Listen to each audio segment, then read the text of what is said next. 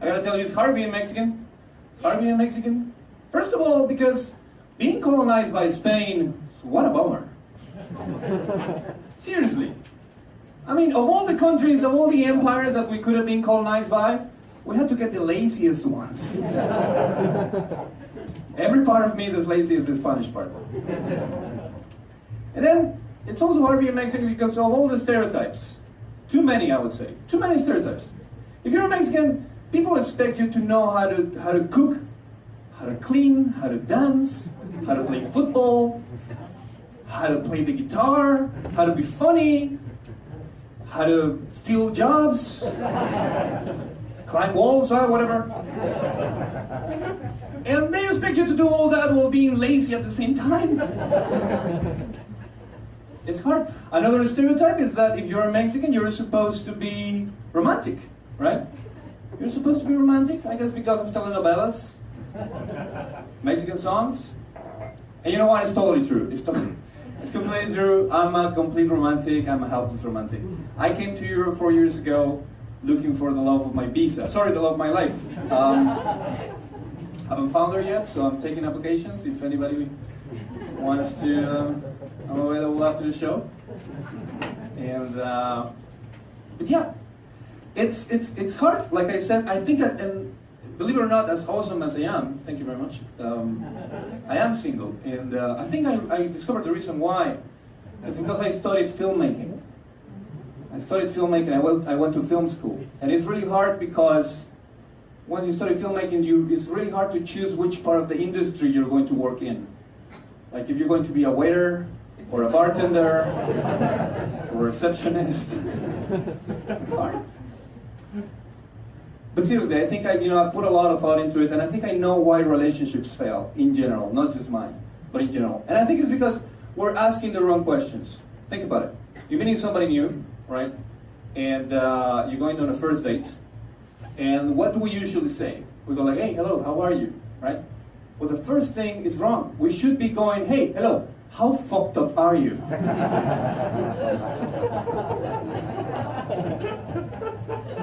And we should be carrying a fucking book written by us that says all the different ways that we are fucked up. So that if by the end of the date you do like that person, you go like, hey, you like this? You wanna fuck this? You wanna have this in your life? Here, read this shit first. That's what I think. By the way, I gotta say that as a Mexican, I'm really sorry about Corona. The beer, not the virus. We had nothing to do with the virus. But apparently China did. Apparently China had something to do with the virus, I don't know. But if they did, I think they're very proud of it. Because they finally invented something that lasts.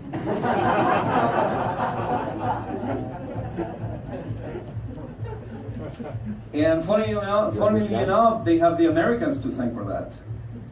Just like all the products, all their other products. Think about it, because after the first wave, like the world was doing more or less okay. Here we had it under control. I mean, a bunch of people died, doesn't matter, but still, we had it more or less under control. And then the Americans came like, step aside, world. Let's make Corona great again. That they did. Why? Because they're Americans, they have to be different. They just cannot follow the rest of us. Even if they're wrong, they have to do something different, right? Because it's America. I'm American, I'm not wearing no fucking mask. It's the land of the free. It's true. It's true. It is the land of the free. The police will kill you for free if you're black. Probably round two. Is it too soon for a joke? Should we wait for more black people to get killed? Gotta tell you, when they told me that we were doing a show about the life in the Czech Republic, I had to think about the reasons why I'm here, right? Why am I here? I've been here for 4 years now, and I think that, it's obviously the best country for an alcoholic like me. That's the first reason. People ask me why I came here. beer is cheaper than water. Pivo. So I came here to die. Obviously. No, but seriously, I came here, actually I came here for the language, but I stayed for the customer service.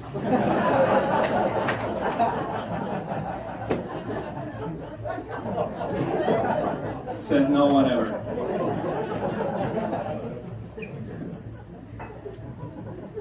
But there are good things about Czech Republic, though. There are good things, very good things about Czech Republic that I love. Like, for example, food is not one of them. I'm sorry, as a Mexican person, all I really care about is food. Mexican food, of course. And there are a lot of Mexican restaurants here in Czech Republic. Some of them are good, some of them are okay. And then some of them are like, you know this place called Burrito Loco? Yeah. I go there to cry. Like whenever I feel like I have to shed a tear for my country and my countrymen, I just sit across the street and just cry. Sorry, are we bothering you? Guys, am I interrupting you? Yes. Yes? Please come here and you can tell us all about whatever you're saying. We're talking about the Mexican restaurant. Please come here and tell us all about it. No? No. Okay. Well, there's a reason why I have the mic and you don't. I'm trying So, yeah, whatever. Thank you very much for your participation. So, Mexican restaurants, Burrito Loco, I sit across the street and I cry. And I was sitting there the other day and I was thinking to myself, I was crying and I was thinking to myself, what would a Mexican mom think about this place? What would my Mexican mom, because let me tell you something about Mexican moms, they don't fuck around. They don't go around the edges, they don't sugarcoat things. They're fucking powerful. At least my mom was. That woman was so fucking empowered in the house that I had to run away when I was 17 years old, just to keep being a man. Of course, my dad was smarter. He left when I was 5. It's alright, we can all laugh about it right now. On to more or less dramatic and traumatic stuff. Czech language. Listen, I really tried. I swear to you, Czech Republic. I swear to you, I tried learning Czech. I tried so hard, then I realized that life is just too short. There's just no time. There's just no time. There is no time, I swear. And I'm sorry, I just don't like it. It doesn't sound good. The pronunciation is super hard. Listen, like, let me give you an example. For example, take the word friend or friends, right? In my language, that's amigo, amigos. The word itself, it's fucking friendly, right? Everybody can be an amigo. Hey, amigo, everybody's an amigo, right? Well, here, something like like you have to spit on the floor while you're standing. Is that what Czech people spit on the floor a lot? Are they practicing their Czech? And then there is the confusion, you know, there's a lot of confusion because there's some words, they call it false friends. And there's some words that sound the same but mean completely another thing. Like for example, the word, you do know that the word that you have here in the Czech Republic to say yes, in my language, it means anus. So put yourself in my position for a second. Imagine me being the first week Prague, just traveling around, walking around, like going to a tram, and so and I started hearing all these people saying anus all the time. Anus, anus, anus, anus, anus, anus. Like, wow. What a little country this is. Everybody's having anal sex tonight. I think I'm gonna stick around.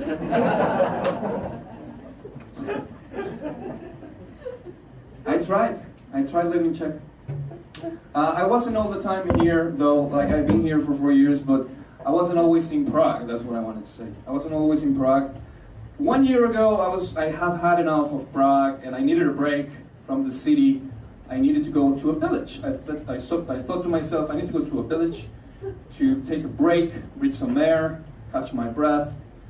And so I asked my Czech friends in Prague, and they told me, oh yeah, we totally know what you mean. You should go to our best village. We call it Brno.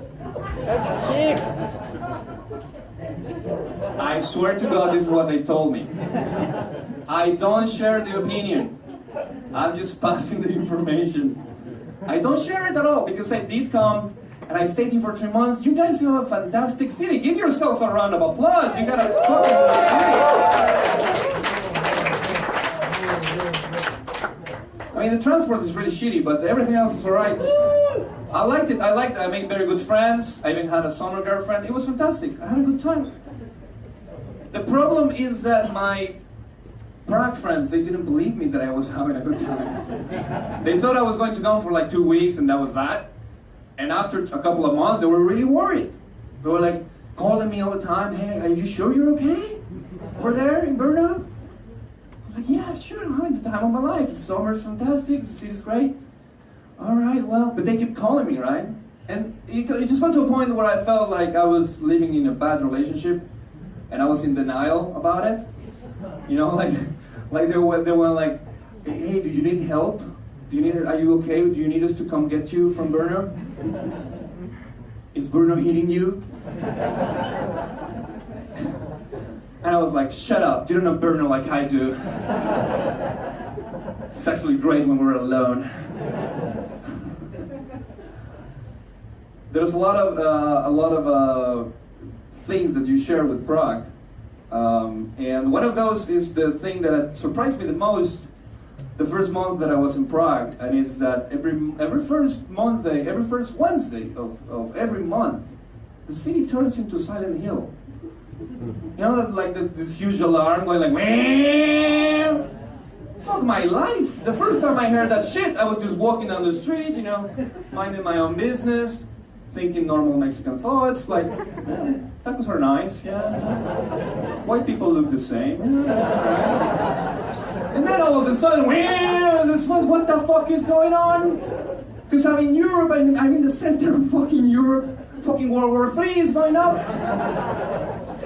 And then I receive a text message from my Czech friend who's hosting me at the time. It's just capital letters and says, run. What the fuck is gonna happen?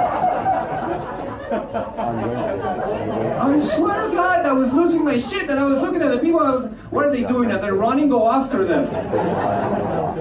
What is the Czech word for nuclear shelter? Why didn't I learn that shit? And I'm just looking at the sky, thinking, please let it not be the Germans. Please not the Germans. I was just looking for bombers, I swear to God. And then I was, no, it's not the Germans. The Germans are the good guys now, right? They're the good guys now. They're still feeling guilty for killing a gazillion Jews like 80 years ago. And I said, let them feel guilty a little bit longer, right? So I was just looking around, trying to figure out what's going on, and I was like, this is the Russians? The Russians are coming back? I looked around and I realized, how stupid of me, they're not coming back. They never left.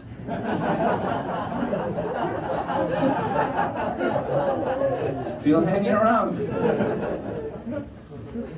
No offense to Russian people. I had a girlfriend, a Russian girlfriend once, and it turned out that once was enough. Don't get me wrong, Russian girlfriends are like Spotify. They're amazing the first month, then it gets really shitty if you don't pay. That's what's happening with them. But I've had Czech girlfriends as well. Let me tell you about the first Czech girlfriend that I had. I was like 1 month in Prague, and I met her at a bar. I was in a bar, and I saw her, you know, from a distance. Saw her looking at me, and we were looking at each other. And then she was smiling at me, which is completely not true because she was Czech. They don't smile. But anyway, I imagined that she was, and I went to talk to her, right? So I went to her with my classic move, and I went to her like, hola. Me llamo José Moreno. Mucho gusto. ¿Cómo estás? And she was like, ah. And I was like, yeah. I said, but you can call me Papacito if you want, it's better.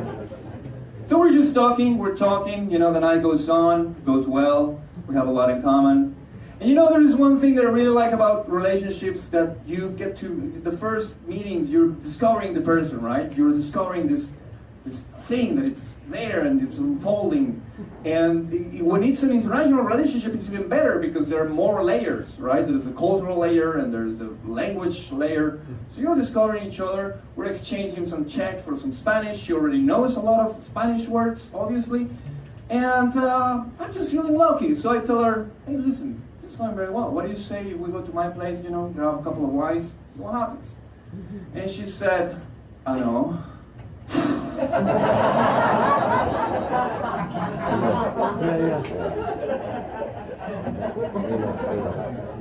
You do understand that what I'm saying, right? I said, when I asked her to come to my place, she responded saying anus. So I was like, well, that was fast.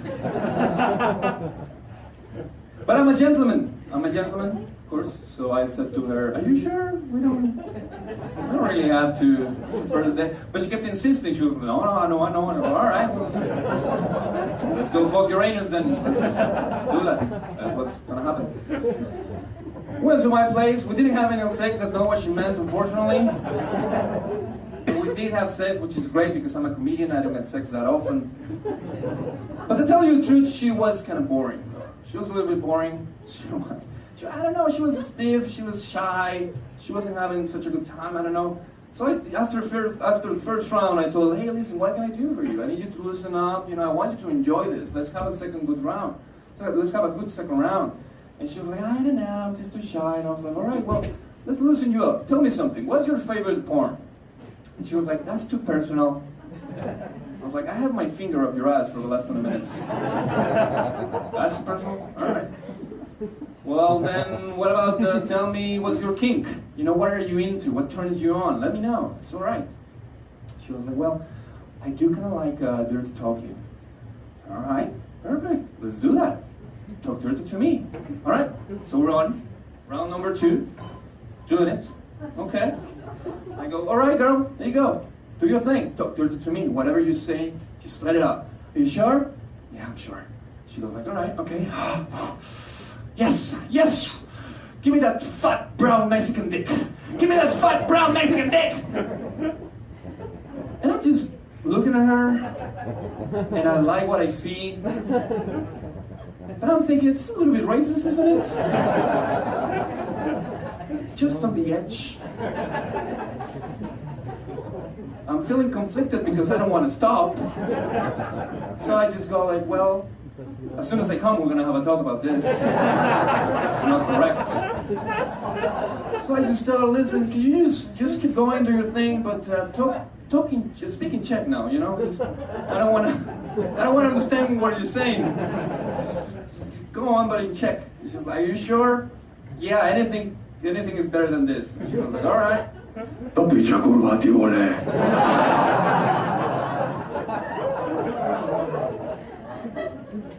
Everything from the waist down went way down.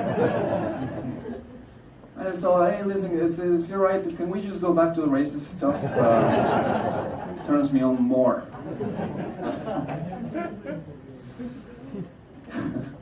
And that's what I love about one of the things that I love about the Czech Republic is that it's this mild racism that is there. You know, it's not a lot of times it's not conscious. I want to believe that most of the times it's innocent. It's just because you don't know. Like the other day, I took a taxi, right? I took an Uber. And I went inside the car, and the driver wanted to talk to me. I was having a bad day, so I was like slurring my words. So he was like, hey, so what's your name? And I was like, yeah, Jose. He looked at me, and he's, Hussein? Fucking scared. I swear to God, he was going to jump out of the car while he was moving. I had to stop him and say, no, listen, it's fine. I'm Jose. Carlos, is that better? It's not. I'm a Mexican. We don't do that. We don't blow up. I'm not gonna blow up right now. But that incident made me wonder, how would a Mexican terrorist be? Because we have a lot of shit going on, but we don't have terrorists. So it made me wonder, what is the one thing that would make me so fucking angry that I would have to blow myself up and kill myself, taking a bunch of people with me just because I don't agree with it? And I think about it, and I think Mexicans were really agreeable people, and there's really nothing that would take us to that. I mean, the proof is that we haven't done it yet. So I was thinking, what is it? What is it? And then I think I found something, and the thing that would really make me really angry if I was that kind of extremist, it would be white people trying to make Mexican food. Sorry guys, but it's just not working. We have to have the talk. We have to have the talk. It's time. You've tried, we are flattered, but it's not working. So, I think that if I was a Mexican terrorist, I would wrap myself in bombs, put on my poncho, my sombrero, get into a horse, because that's the only way I'm Mexican apparently. So, and then just fucking ride into a fucking burrito loco and scream in the name of tacos y enchiladas and blow myself up. Thank you very much guys, you have been fantastic. Have a good night.